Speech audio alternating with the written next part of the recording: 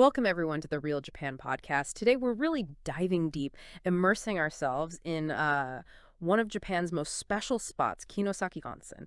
It's this incredible 1,300-year-old village, basically the gold standard for a traditional Japanese hot spring town. It's all built around its 7 public baths, the Sotoyu, just a really unique piece of living caldering. Absolutely. And, before we get into why it feels so different, if you're already thinking about a trip, Yeah. just note the link to our complete guide is right there in the description. That guide's got everything direct links to book the ryokan, the onsen we talk about, plus, honestly, some stunning photos and videos to get you excited. Yeah, definitely check that out. We want you to get the full picture today, though. So stick with us right to the end. We're not just listing baths. We're going to reveal the specific things, the architecture, the amazing views, those local foods you have to try that really show why you need 2 days here. It's more than just a quick dip. It's a whole cultural stay. And just to place it for you, Kinosaki is actually quite easy to get to, which helps. It's up on the northern coast, Tajima region, Hyogo Prefecture. You can get there in, just over 2 hours on a direct train from Kyoto. That sounds pretty convenient. It is, but while you could technically do a day trip because of that, you'd miss the whole point. Honestly, our main advice here is clear. You really need to stay at least one night. You have to experience the rhythm of the town and, of course, actually visit those 7 hot springs properly. Okay, let's talk about that atmosphere then, because that really seems to be the defining thing about Kinosaki. When you first arrive, what strikes you is this river, well, a tributary, running through a canal lined with stone and cherry and willow trees. It just sets this really gentle, almost romantic mood. But I'm curious, a place that old and that popular, does it still feel, genuinely peaceful? It somehow manages both. It can be bustling with people in yukata, but it retains this deep quietness. And a lot of that is down to the town's serious commitment to preservation. What's really interesting is that local rules actually stop any new buildings in the village center from being taller than 6 stories. Oh, wow. Yeah, so that view, you get the low roofs, the traditional style. It's deliberately kept looking much like it did centuries ago. It stops that modern sprawl from creeping in, keeps things visually calm. So strolling along that canal, I really am stepping into a kind of preserved space. And those 7 stone bridges crossing it, I imagine they're perfect photo spots. Exactly right. Each bridge gives you a slightly different angle, a different feel. And yes, the history runs deep. Kinosaki's been known for healing for 1,300 years. It goes back to a Buddhist priest, Dushi Shonin. An oracle apparently convinced him the hot spring waters had healing powers. And people still believe that today. That belief is definitely still there, that sense of restoration. Though, let's be honest, a lot of visitors today are probably just as interested in taking a picture with those huge famous crab claws right opposite the station. Ah, yes, the crab. It's a big symbol of the area's amazing Matsuba crab. Can't miss them. Okay, that crab visual brings us nicely to the core idea, the thing that makes Kinosaki really click. You often hear it described as one giant ryokan. That's the absolute key concept. If you get that idea in your head, the whole way you experience the town just shifts. Think about it. The train station. That's your main entrance, your gankin. The individual inns where you sleep, those are just your private guest rooms. The 7 public hot springs, they're your shared baths. And the streets outside, they become the hallways of the ryokan. And that explains why everyone is so relaxed walking around outside. It turns the whole town into your personal space. This is where it gets really picturesque, too. You see literally everyone, locals, visitors, strolling the streets, especially after dark, wearing their cotton yukata. And you hear that distinctive clip-clop of the geta, the wooden clogs. It saves changing constantly between bath visits, right? Precisely. And at night, with the lanterns lit along the canal, it's just magical. Really special. It sounds incredible. It is. But a quick practical tip here, because this is where first time sometimes stumble. Literally, the geta. Ah, the wooden clogs. Yes. Go barefoot. Seriously, just like the locals do. We've seen so many tourists try wearing socks with them, and you just risk sliding right off, maybe twisting an ankle. Just embrace the tradition, go barefoot. It's much safer and feels more authentic anyway.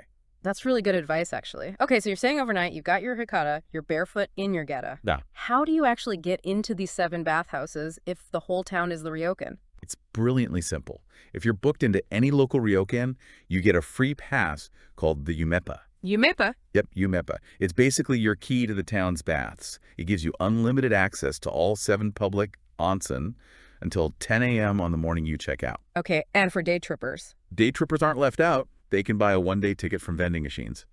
But honestly, that free Yumepa pass you get from staying overnight is probably the single biggest reason to book a room. Right, it encourages that full immersion. And speaking of making things accessible, here's something really important, especially for international visitors maybe worried about onsen rules. Kinosaki Onsen has taken a very progressive approach. All 7 of those public bathhouses are openly, explicitly tattoo-friendly. This is huge. It really is. As you know, in many traditional onsen across Japan, tattoos can still mean no entry. But Kinosaki has actively decided to welcome everyone. It removes a major hurdle for so many people wanting to experience authentic onsen culture. It really fits that whole welcoming, communal giant ryokan idea, doesn't it? It absolutely does. Okay, let's get to the main attractions themselves, the baths. We can't list every single detail or closing day again. That's all laid out in the full guide on the website. But let's give people a sense of the variety. Each one has its own unique vibe, its own style, even its own specific blessing or history, right? Totally. The whole point is the contrast. You might start your tour at Satano-yu. It's the biggest, most modern feeling one right beside the train station. It actually has both Japanese and Western style outdoor baths, and they swap which gender gets which daily, so you might need 2 visits just to see it all. Ah, interesting. Plus, it has these amazing panoramic views from the 3rd floor open air bath, looking out over the town. And get this, an ice sauna too, if you fancy a real temperature shock. It's kind of the grand gateway bath. Okay, grand start. Then maybe you want something more historical. Then you'd head to Ichino-yu. It looks incredible. From the street, the architecture is based on a classic kabuki theater. Inside, its special feature is an outdoor cave bath. Really atmospheric, dark, intimate soak. Its name actually means #1 bath. Apparently, an Edo period doctor raved about its healing waters. Feels very traditional, very dramatic. A cave bath. Wow. What about something maybe grander, more elegant? For that, you want Goshono-yu. The front entrance is seriously impressive, inspired by the Kyoto Imperial Palace. They call it the Water of Beauty. And traditionally, it's said to bring luck in love and also protect against fires, strangely enough. Okay. Inside, it's all high glass ceilings, big windows looking out onto these lovely waterfalls. It feels very bright, open, quite majestic. And for a complete change of pace, something smaller. Exactly. You could go to Yanagi-yu, it's the smallest of the 7, tucked into this narrow, traditional wooden building. This one's known for having the hottest water in Kinosaki, and its blessing. It's said to help with fertility and ensure safe childbirth. Very specific. Hottest water, noted. And that contrast is what makes it fun. You go from the huge views at Satano-yu to the intense, quiet heat of Yanagi-yu. Then maybe you try Mandara-yu, which looks different, again, built in a Chinese style. It has this beautiful outdoor bath made from a cypress barrel, and its blessing is for prosperity in farming and business. So much variety. Totally. Those 5, plus the other 2, Jizuyu and Kuno-yu, make up the set, trying to rush through them all in one afternoon. You just lose the whole point, the relaxation. Agreed. 2 days feels essential. Okay, quick reminder, everyone. For all the details on locations, closing times, and more, head over to therealjapan.com for the complete guide we put together. So you mentioned the yukata curfew is 10 p.m. What do people actually do during the day when they're not soaking or maybe resting back at their ryokan? Ah, good question. That's when you need to look up. A definite must-do activity and a great change of scenery is the Kinosaki Onsen ropeway.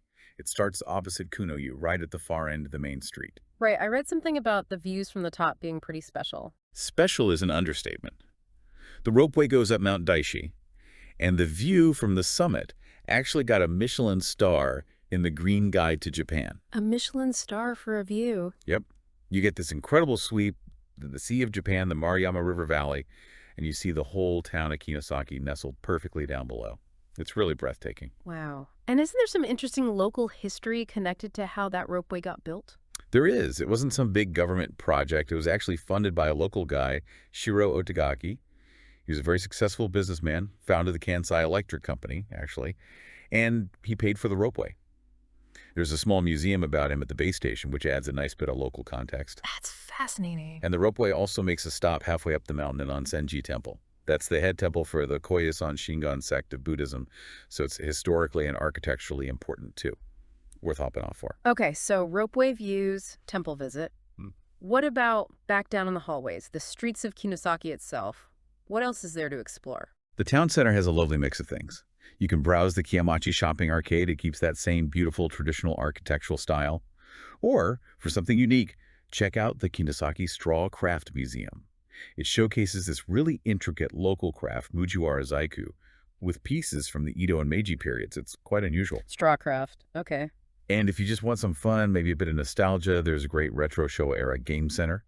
Old school shooting games, pachinko, pinball machines. Good fun. Sounds like a nice break. Sure. Now let's talk food, because beyond the baths, the washoku, the Japanese cuisine here, seems like a massive draw. It feels like Kinosaki is a real dining destination known for some very specific things. Oh, absolutely. It's a huge part of the experience, especially if you stay overnight and get that amazing ryokan dinner. First up, obviously, is matsuba crab. It's the absolute star in winter. And the key thing is to look for the little blue tags. That means it's certified Tsuyama pork crab, the highest quality, the freshness, the way they prepare it. It's incredible. Right, the crab is legendary. And then there's the beef. This area is the origin of Kobe beef, isn't it? Tajima beef. Exactly. Tajima beef is the breed. It's famous for that intense marbling. The fat just melts in your mouth. Here, they often serve it really simply, maybe just with some crushed wasabi or good sea salt, because the flavor is just that good. Simple is best sometimes. Definitely. And you can go beyond the ryokan meals, too. We always recommend trying silver fresh sashimi at the Okeshio Senjo fish market. It's near the station. They often have really local, interesting fish you might not see elsewhere, like rockfish or maybe even hairy stingfish. Hairy stingfish. Yeah. Or if you want to get hands-on, you can actually book a private cooking lesson. You pick your ingredients at the market, then learn how to make seafood okonomiyaki, the savory pancake. Great fun. Love that idea. And we can't forget the simple pleasures, right? Like the onsen boiled eggs. Classic. Cooked right there in the natural hot spring water. Got to try those. And drinks. Yeah. Anything local to look out for? For sure. There's excellent local sakes from a master brewer, the Tajima Tuji. Or you can try Kinosaki's own craft beer and even a local pear wine, which is surprisingly refreshing. Okay? Every part of the experience, from the soaking to the food and drink, it all ties you into the local culture. It really sounds like the magic of Kinosaki is that feeling of complete immersion. Walking those streets at night, you mentioned the lanterns, hearing that clip-clop sound of the geta on the stone. It must create this amazing sense that, yeah, life here hasn't fundamentally changed in centuries. It sounds incredibly calming, something you just can't rush. Exactly. And that brings up, I think, a really interesting question for anyone planning a trip, for you listening. Getting there is easy. Like we said, direct JR trains from Kyoto, Osaka, the rail pass works. But how does experiencing a whole town, its streets, its baths, its shops, as basically one giant shared ryokan, how does that fundamentally change what you expect from a holiday in Japan? It kind of forces this gentle communal experience, this engagement with everyone around you, which is so different from being in, say, one big self-contained resort hotel, that shared feeling of relaxation. That's the real takeaway, I think. That's a really profound way to put it. A fantastic thought to end on. Thank you so much for walking us through Kinosaki Onsen today. And for everyone listening, to get that complete guide with all the booking links, the photos we mentioned, bath closing times, everything, just head over to therealjapan.com. Yes, please do. And we'd love it if you'd subscribe to therealjapan.com, or perhaps even consider booking one of our Japan travel planning services to help make your own trip perfect. Until next time, travel well.